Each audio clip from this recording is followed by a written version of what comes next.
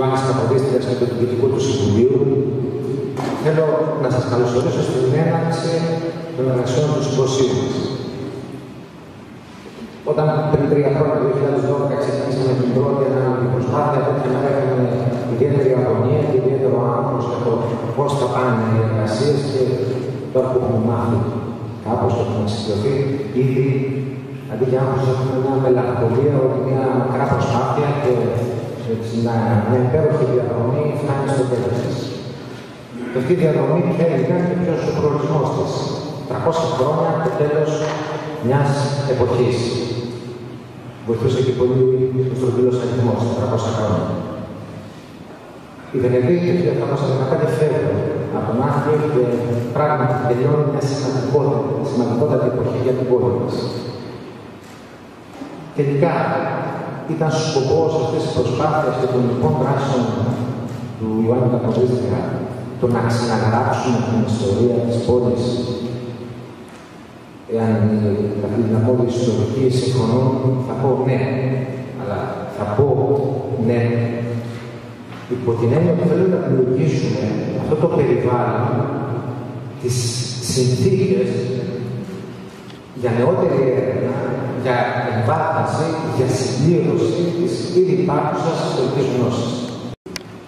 Πώς όμως, δημιουργώντας θυμότες ενημερωμένους και κυρίως πρέπει να διαδώσουμε αυτή τη γνώση στους νεότερους, στα παιδιά.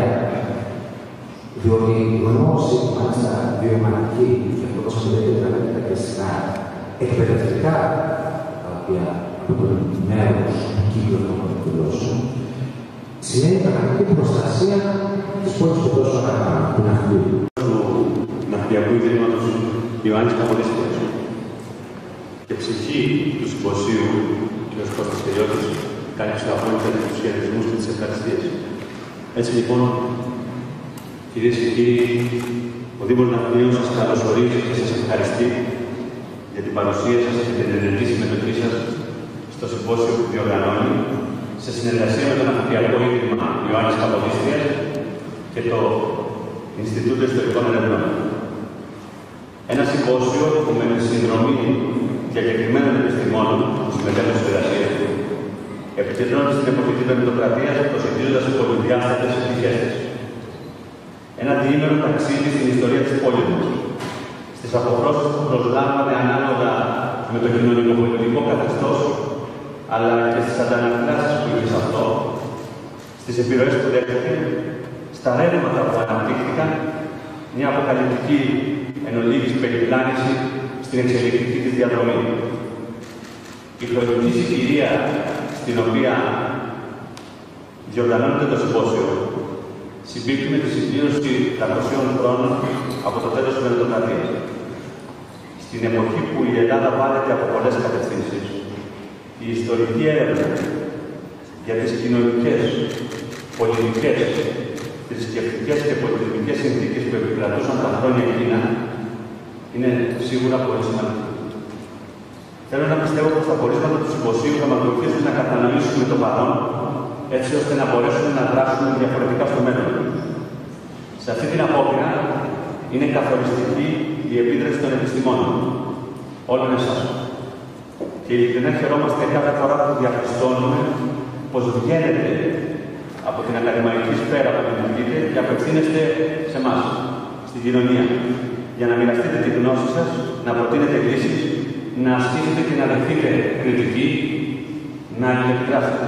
Τον κύριο Δήμαρχο και τους εμπνευσμένους συνεργάτες του, μεταξύ των οποίων πρώτο τον κύριο Τελειώτη, αλλά και όλη την υπόλοιπη ομάδα, οι οποίοι άοπνα και για διάστημα μεγάλο κατάφεραν να αναδείξουν, να προβάλλουν την πόλη μας και με το παρόν σεμινάριο συμπόσιο να προσφέρουν ακόμα κάτι στην ιστορία αυτού του τόπου. Τους ευχαριστώ ιδιαίτερα και χαιρετίζω το παρόν σεμινάριο το οποίο θα κρατήσει μάλιστα για το διήμερο το προσεχές. Ευχαριστώ. Για τις μελλοντικές ανάπτυξης θα είμαστε πιο πλούσιοι και πιο αισιόδοξοι. Δύο λέξεις που πραγματικά το τελευταίο καιρό λίγο την καθημερινότητά μας, τη σκέψη μας και τη ζωή μας, άρα και αναδεικνύει τη σπουδαιότητα ενός τέτοιου συνεδρίου που γίνεται στην περιοχή μας.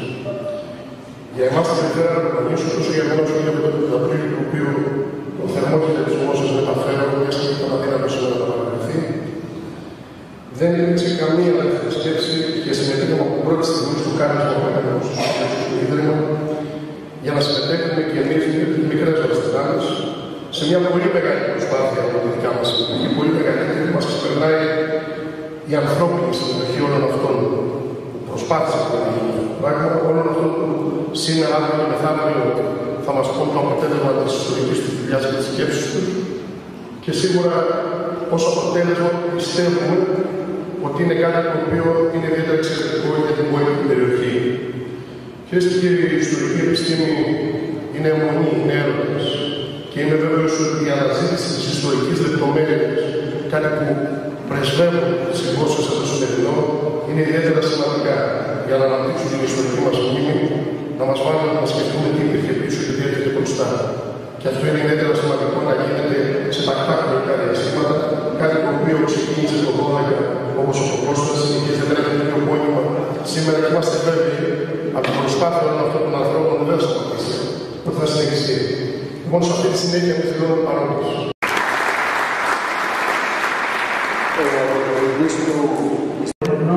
Η επιστημονική συνεργασία με τον Άφριο και τους φορείς του πάει 37 χρόνια πίσω με αποτελέσματα κεφαλαιοποιημένα για την ευρωπαϊκή αυτογνωσία και πολιτισμική πραγματικότητα, παρόλο που δεν κατορθώθηκε η συνεργασία αυτή να πάρει θεσμικότερες μορφές και να εξασφαλίσει την τόσο απαραίτητη στήριξη και προπάτων συνέχεια.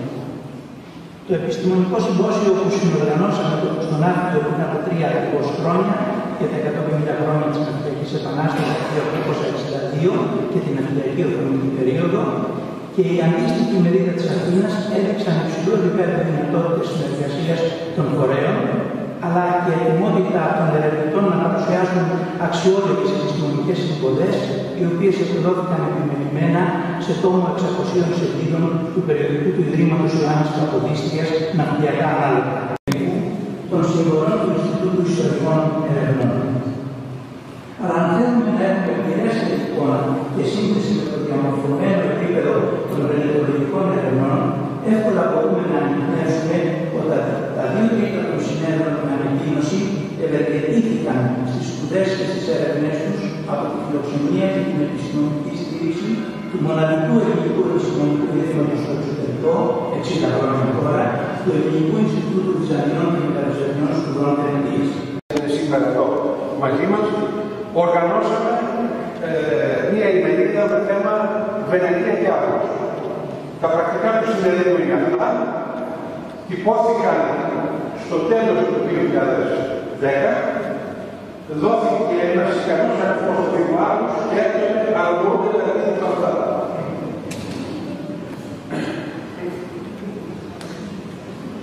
Θα ήθελα να παρακαλέσω συγκρούσεις και πολέμους μεταξύ Βενετών, Βυζαντινών και Φράγκων και μόνο του Μοριά. Το Άφριο περιέχει το 1212 ως κληρονομικό φρέουδο στο φράγκικο του κάτω της Αθήνας, όπου και θα παραμείνει έμφυλο ανταλλαγμάτων. Πολύ γρήγορα.